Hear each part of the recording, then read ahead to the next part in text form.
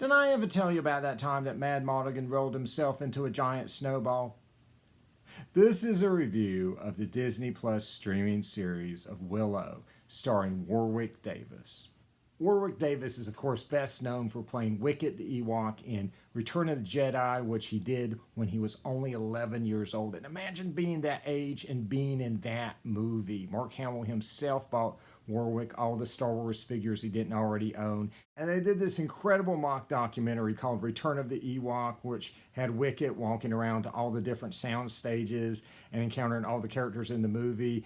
There's no high quality version of it that exists, but you can still find a copy of it on YouTube, and it's fun to watch. And of course, the Ewoks became a little mini franchise of their own with a cartoon and a comic series, and Warwick Davis would actually play Wicket in 2 TV movies. And then when Warwick was 17 years old, he got to play the lead in the movie Willow, which was a fantasy movie by Lucasfilm. And my impression of Willow was that it was kind of there to fill a void, right? Because there was no live action Lord of the Rings movie, and a lot of the fantasy franchises we have now didn't exist. And so Lucasfilm had already given us the definitive sci-fi movie with Star Wars, the definitive adventure movie with Indiana Jones. And so this was an attempt to bring that success to a fantasy movie. George Lucas produced it and did the story. Ron Howard directed it. And I just feel like it's not quite as polished or developed as some of the other works from Lucasfilm. However, I think there were a lot of really good actors in it, a lot of really great characters and concepts and scenes, and I think if they'd gotten to do sequels, they would have been amazing. And so that brings us to today, when we have a Willow streaming series on Disney Plus that follows up on the movie. So there's a couple things we have to accept here. First of all, this is not George Lucas's vision. That George Lucas is retired. He's not coming back. This is what other people can do with George Lucas's stuff. Second of all, Val Kilmer, who plays Mad Mardigan in the movie, had throat cancer, and it robbed him of his speaking voice, and it also prevented him from going on set because of COVID restrictions. And so he wanted to be a part of this, but he was not able to physically go on set. Now, you will hear Mad Mardigan's voice in a couple scenes. That's actually Val's son doing that voice, though Val did record a performance of those lines so his son could get kind of his nuances and stuff. And I think it's kind of neat because Val actually married the actress who played Saoirse, and so his son is kind of a product of that movie. And so it's kind of neat to work that in there, and I look forward to Val coming back in future seasons. And so how is the series? Just like the movie, it's good effort with mixed results. And to me, it's a Disney Plus series. And what I mean by that is that most Disney Plus series is, I know some of you guys love everything they do, and more power to you, but to me, they're not terrible, they're not great, they're just kind of in between. They're this mix of things that I find amazing with things that make me cringe and a bunch of boring stuff in between, and this one is no exception. Though I will say one difference between Willow and other Disney Plus series I've watched, like the Marvel stuff and Obi-Wan and things like that, is that I thought the premise here was actually really good. Unlike a lot of other series where I just don't understand why it got greenlit, this one makes sense to me, right? This is the same character of Willow we saw in the movie. He's just older, and things have happened to him that make sense. He's the High Aldwin, he's a wizard, he takes an apprentice, he still has that same noble spirit we saw in the movie, but he still has his limitations and his flaws. He goes on a quest to save somebody. He's accompanied by a bunch of younger characters who have connections to the old movie. And we learn more about Bath Morda, we learn more about General Kell and their followers, and we get to see more of the land. The show is beautifully shot, just some very nice natural locations, and there's also some more fantastic CG places. I like the Shattered Sea. I thought that was a really neat concept, and the city at the end that they get to has some very interesting visuals to it as well.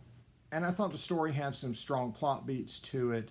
It's nothing revolutionary. It's nothing really out there. You know, this is a very safe story told within the confines of the world that was told, but it's still cool stuff. It's still stuff you want to see. You know, they're chased by these cool looking villains. There's a bunch of guys riding around with skulls on their faces. You know, the stuff that you want to see after you watch that Willow movie. The flaws are in the execution. It is a thoroughly modern TV show. When you get to the end after hearing some really great kind of fantasy music, suddenly when the credits start rolling, you will be blasted with a modern track of a song being sung to you, which is a little jarring. You're going to see a lot of CG use, which works for the most part, but then like the final villain I thought would have just been way better as practical effects. I thought they had, you know, kind of a really classic, you know, fantasy style villain that would have looked great in makeup and costume, but the CG just takes you out of it. I thought the first episode was fantastic. It had great execution, great writing. I loved all the characters by the end of it. However, unfortunately, between that first episode and the plot beats I liked, there's a lot of filler. This feels to me like something that could have been a fantastic 2.5 hour movie that got stretched out into an 8 hour series, which is very common with streaming series. And unfortunately, another common thing that it does is it fills it with just angst and hand-wringing and regret, and just focuses on all the flaws of the characters. And to be honest with you, after watching Lord of the Rings, Rings of Power, you don't have to do that, right? It showed that you can create characters that are just as complex and just as compelling with more identifiable things like friendship and love and caring about somebody and things like that. And, you know, those old tropes are kind of worn into the ground at this point, and they're just not very well written and very well executed here. You know, there's just a lot of characters that are just all over the place and inconsistent between episodes. And probably the most emblematic example of that would be Princess Kit, Mad Mardigan's daughter. I love her character in that first episode, but then between that and her major plot character beats, it is filled with her just being Princess Snark. She becomes this just generic teen angst, and it is obnoxious. She has the best plot beats in the entire series. Oh my God. The scene where she's on the edge of the world is amazing. The payoff for her romantic subplot is superb. She has a lot of great scenes in the finale. And again, you know, it really should have been a movie, right? We really shouldn't have had that filler, but if we're going to have to sit through an entire series, it needs to be better written, and we need to have it patched together in a more consistent way. But I'm sure that'll improve in future seasons, especially after they have the opportunity to kind of look and see what their competition is doing with House of Dragon and Rings of Power and kind of make adjustments. But one thing, beyond just the fact that I think the show running could have been better, is that I would love to see more imagination. This is a very, very safe series, but I would love to see, you know, more things done with this world, you know, things that just go beyond what we saw in the movie. I actually watched the Ewok movies before I made this review, and the first one, Caravan of Courage, I actually really liked the beginning because they're cute as all get out, and we're interested in Ewoks and the world they live in. And then it has a really strong ending, but there's about an hour in between that there's way too many characters and they can't think of anything interesting to do with them. However, the ending is spectacular. There's a fortress where this giant, who looks really cool, has kidnapped this girl's parents, and everything in there is giant, right? All of a sudden, the Ewoks are trying to get up these giant steps. They're like 6 feet tall per step, and they're in the giant's room, and it's got a bird cage that is big enough to keep humans in. And all of a sudden, you're in a sci-fi equivalent of Jack and the Beanstalk, and it's amazing. It's just so unexpected and so cool, and that's what I miss from Lucasfilm. I miss imagination.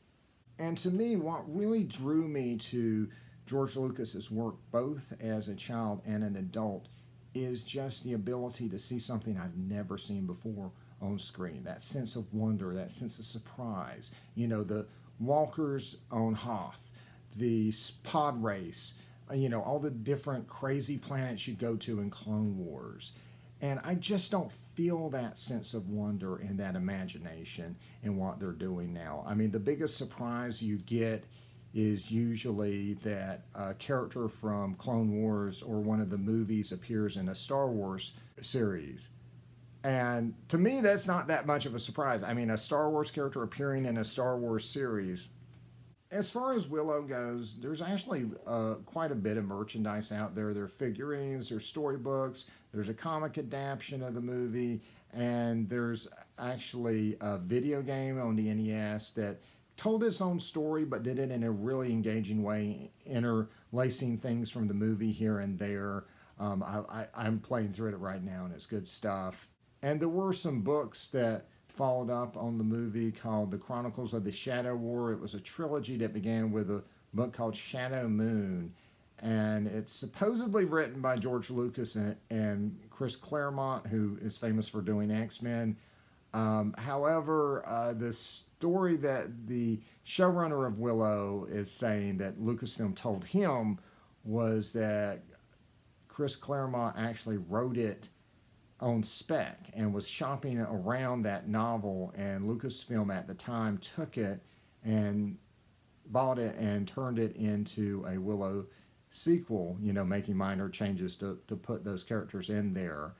And so I don't know what's the truth there, but I think it's probably safe to say whatever George Lucas's involvement or lack thereof in those books, that most likely if he'd ever made a Willow sequel, it probably wouldn't have followed those books.